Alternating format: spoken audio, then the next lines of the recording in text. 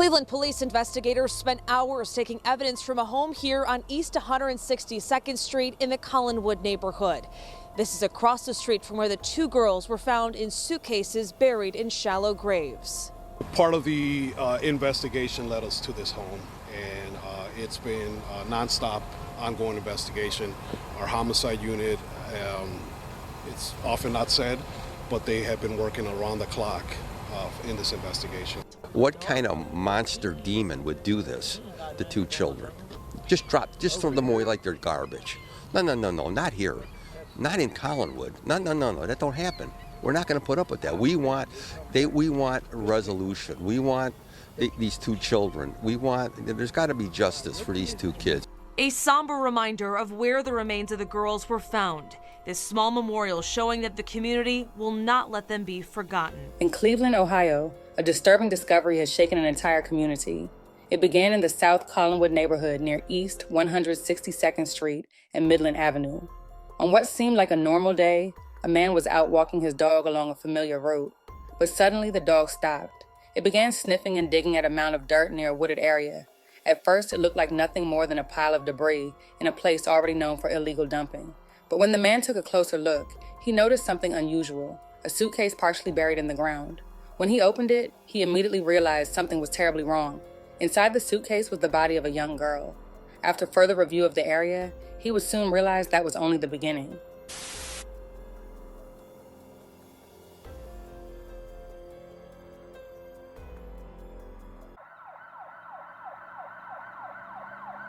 The man immediately stepped away and called police. Within minutes, officers began arriving at the scene, and the quiet field quickly transformed into an active crime scene. Yellow police tape surrounded the area as investigators examined the suitcase and the ground around it. As they searched the surrounding area, detectives began to suspect that the suitcase the dog walker had found might not be the only one buried there. Just a short distance away, they noticed another mound of freshly turned earth and began digging, eventually uncovering a second suitcase. When officers opened it, they found another young girl. The field now held two shallow graves, each containing a suitcase with the body of a child. The discovery stunned investigators, and the reality of the situation quickly became clear. Two young lives had been taken, and someone had attempted to hide the evidence by burying them in suitcases. News of the discovery spread quickly throughout Cleveland, placing the South Collinwood neighborhood at the center of a tragedy that captured the attention of the entire region. Residents were shocked and frightened as police vehicles filled the streets and investigators worked through the night, gathering evidence, leaving many asking the same question: who were these girls and what had happened to them? As the investigation continued, the medical examiner began working to identify the victims and determine how they had died. Early forensic testing revealed that both victims were young girls who were related, and testing later confirmed they were half-sisters. Authorities estimated that one girl was between 8 and 13 years old, while the other appeared to be between 10 and 14. Despite these findings, investigators faced a troubling challenge. At the time the bodies were discovered, there were no missing persons reports that clearly matched the descriptions of the girls. For detectives, this raised serious concerns, as children rarely disappear without someone noticing. Yet investigators struggled to connect the victims to any active missing persons cases, leaving questions about how long the girls had been missing and how long their bodies had been buried in the field. Authorities also could not immediately determine the cause of death, explaining that exposure to the elements meant it could take time for the medical examiner to establish exactly what happened. While forensic specialists worked to uncover answers, detectives focused their attention on the neighborhoods surrounding the field, believing the person responsible might have been closer than anyone realized. As news reports spread across Cleveland, the South Collinwood community struggled to process the tragedy. Longtime residents said they could not imagine something so horrific happening so close to their homes, while parents expressed fear and heartbreak for the two girls whose lives had ended in such a terrible way. Some neighbors gathered near the field where the bodies were found, leaving flowers and small memorials as a sign of respect for the victims. For many, the most painful thought was that two children had been hidden in a field for an unknown amount of time, while everyday life continued around them. Right around the corner from me, yes, very much concerning. James Buchanan is struggling to understand how the two young girls could have ended up dead in the neighborhood he's called home for 29 years. It's just crime everywhere. I don't know what we're going to do better, but we got to do something soon. I saw police at the crime scene up until about noon, next to Ginn Academy. Well, my son called me this morning, telling me what was going on. The visuals and trickle of information about the case, a chilling reminder of how deeply crime ripples across a community. Erica Allen's son asked to be picked up from school early, which she came to do. I just want to keep him in a bubble, but you can't do that. And as I drove around the neighborhood, there were a lot of businesses. I feel kind of messed up because it's 2 young kids from what I heard. Alan Harrison owns Al's Home Repair, and he too showed up to Ginn Academy to pick up his grandson early. He, didn't feel comfortable being in the school today. Alan told me with so many businesses in the area, he is hoping that they might be able to provide footage that could potentially help police. There's a lot of cameras, so hopefully something like that can help. While many questions remain, everyone I spoke with agreed that the young girls deserve someone fighting for them nonstop. And they want anyone with information to do the right thing and share it with police. You hope police are able to piece this together and bring some closure to the families? Yes. I hope so. Determined to find answers, Cleveland police launched a full homicide investigation and assigned detectives from the department's homicide unit to the case. Investigators canvassed the neighborhood, knocking on doors and speaking with residents to learn whether anyone had noticed suspicious activity or seen someone digging in the field. Detectives also reviewed surveillance footage from nearby homes and businesses, hoping to uncover clues about who may have brought the suitcases to the location. As officers gathered information, a potential lead began to emerge, pointing to a house located only a short distance from the field where the bodies had been discovered. Within 48 hours of the initial discovery, investigators obtained a search warrant for the home. Police vehicles surrounded the property as officers and SWAT teams executed the warrant while residents watched as investigators moved in and out collecting evidence. Officers searched trash cans, examined items inside the house, and carefully documented everything they found, later stating they had recovered substantial evidence related to the case. During the search, police also discovered a child inside the home who appeared healthy and was taken into protective custody by the Department of Children and Family Services while investigators continued their work. Shortly afterward, police announced that a 28-year-old woman had been arrested in connection with the deaths of the 2 girls and was expected to face charges including murder and child endangerment as the investigation moved forward. The arrest brought some relief to residents who had been anxiously waiting for developments, but many details about the case remained unclear, including exactly how the girls died and how long they had been buried in the field. For the families of the victims and the surrounding community, the search for answers was far from over. As the story spread across the country, it quickly began appearing on social media, highlighting a deeper look into the identity and background of the woman who had been arrested, 28-year-old Aaliyah Henderson, a Cleveland resident who, according to reports, lived just across the street from the field where the 2 girls were discovered. Something that makes the situation even more disturbing is that the woman lived across the street from the field where the girls' bodies were located.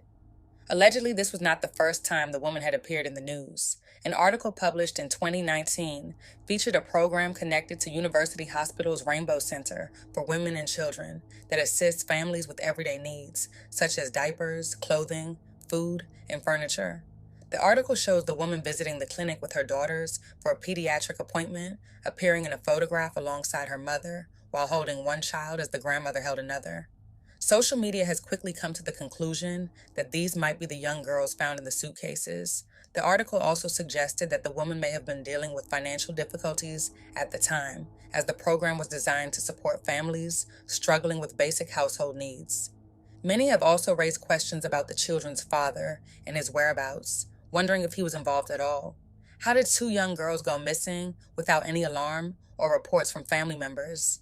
As investigators continue working to piece together what happened, many questions about the deaths of the 2 young girls still remain unanswered. Authorities say the case is ongoing as forensic evidence, interviews, and further analysis are reviewed to determine exactly how the tragedy unfolded. For the Cleveland community and those who have followed the story across the country, the discovery of the suitcases in the quiet field remains deeply unsettling.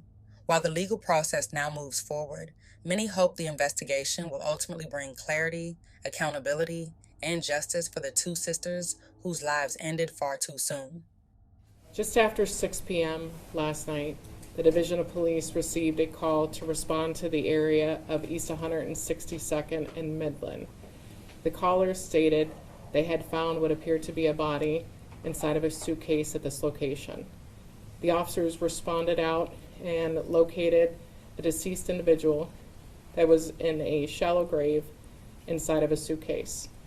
The officers immediately began their investigation as they canvassed the area for any potential evidence on scene. The officers located what appeared to be a second shallow grave, and they could tell that there was a second suitcase in that location.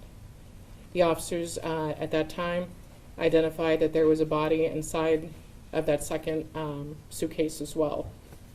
The medical examiner's office responded out, and they took custody of the individuals and for their further investigation. So we completed our investigation on scene. The only updates we have at this time are that the individuals are 2 juvenile black females. The one individual is suspected to be anywhere between the ages of 8.5 to 13. The second is estimated to be of the age of 10.5 to 14. At this time, there are no clear indicators of the cause of death of the 2 young females. And we're asking if anyone has any information, saw anything suspicious in the area, that they are to contact the Cleveland Division of Police Homicide Unit at 216-623-5464.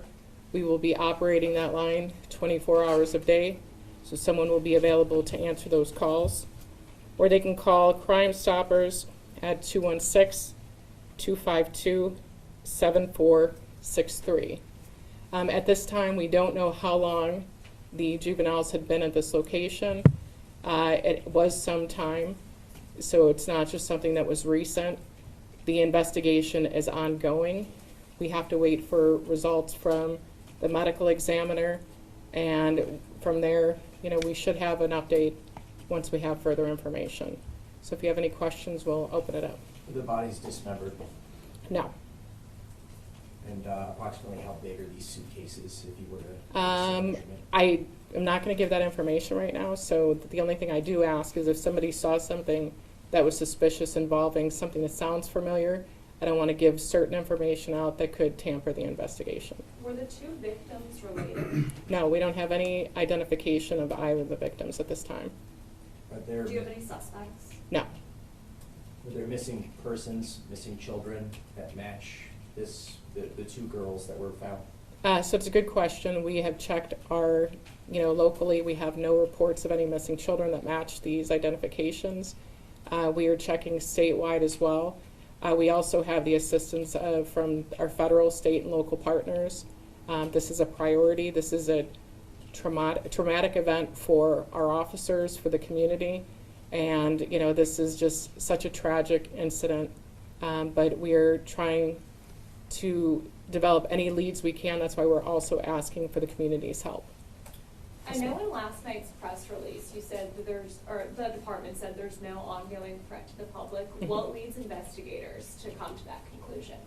When we say that, it's more, we know that this didn't just happen. We still have to develop exactly when this happened, and we don't have any indication that there's a clear threat to safety. Can you give any sort of update on the condition of the bodies that are found? I know you said it's been some time. This isn't something that just happened, but any sort of... So right now, the only thing we could say, there's no clear indicators. So there's nothing that's visible enough to determine what the cause of death was. We had heard, Chief, that perhaps these children were malnourished. Is that something that you heard as well? I don't have a comment on that. I would defer to the medical examiner once their results come out. Were the individuals clothed? I will also defer to the medical examiner on that at this time.